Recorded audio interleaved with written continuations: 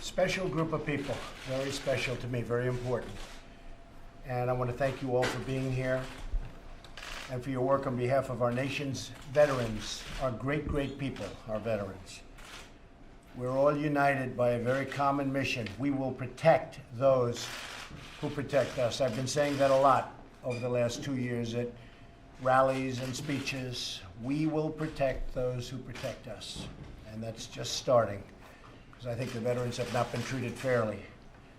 And David and a group of brilliant, brilliant doctors and businessmen are forming a board, and you've got the most talented people that I've ever seen working with you. This is no more games going to be played at the VA. And I want to thank David, your secretary, your new secretary, who's going to be so outstanding. I think he actually passed 100 to nothing. When I heard that vote, I said, where did that come from? 100 to nothing, right? Passed 100 to nothing for bringing your vision, experience, and determination to the crucial task of reforming the VA and ensuring care for our returning heroes and warriors. And tonight I'm having a major meeting with some of the people that we put on a board. Ike Perlmutter is an amazing man. Marvel, Disney is one of the great, great businessmen of our time.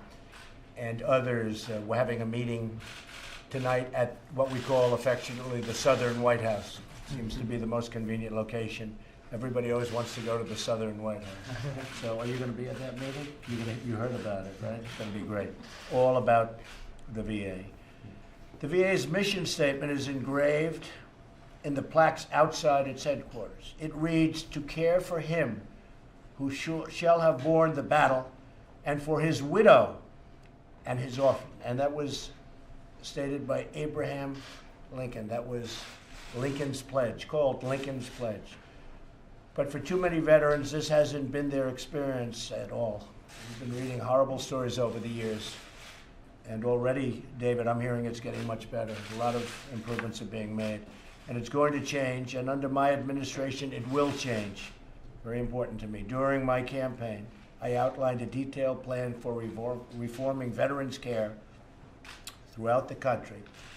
And we're working to put that plan into effect, and it's moving, I think I can say honestly, ahead of schedule. As Commander-in-Chief, I will not accept substandard service for our great veterans. Every member of our government is expected to do their utmost to ensure our veterans have the care that they're so entitled to, maybe more entitled to than anybody, and that hasn't been the way they were treated. But it is the way they're going to be treated. So again, I want to thank you all for being here. It's a great honor, and maybe I'll ask David just to say a few words. Sure. Thank you, Mr. President. Thank you. Mr. Vice President. I wanted to let you know the people in this room are some of the most dedicated, passionate people advocating for our veterans, and they are our partners in this quest to transform VA. And we really are so grateful that they're here with us, standing as partners. I also wanted to thank you, Mr. President, for the budget. I think that you've honored your commitment to showing that this country cares about the veterans, and you've given us the ability to make sure that we are able to care for them. I also wanted to tell you that yesterday the House passed an accountability bill, and we're very, very grateful for Chairman Rowe's leadership and for the House's leadership in doing that. We're looking forward to the Senate bringing a bill forward. And so I think, as you said, we're committed to the plan that you outlined during your campaign to making the VA the type of organization that Americans want it to be, and we're well on our way to do that. So thank you very much. Well, that's great. And unrelated, we just had a meeting with probably 12 congressmen, and it was an amazing meeting because they were all no's. Would you say, Mike? They were all no's, or pretty much no.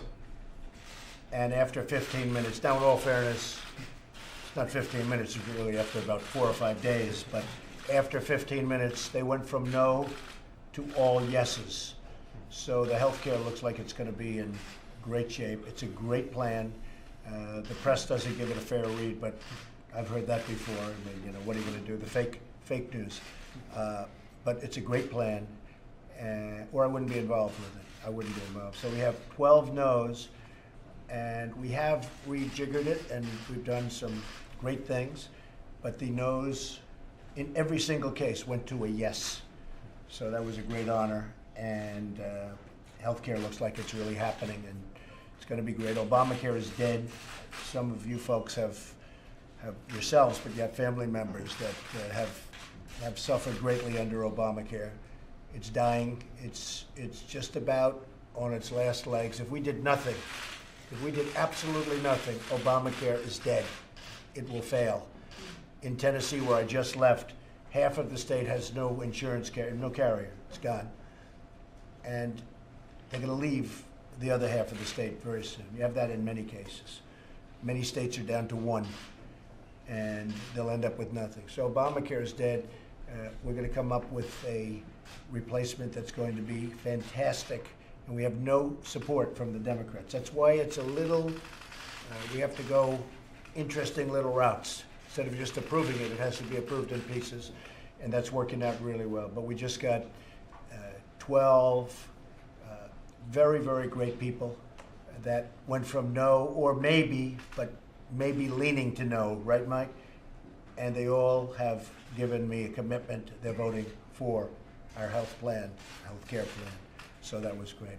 I want to thank you all for being here, and let's talk, and the press will leave. Thank you very much.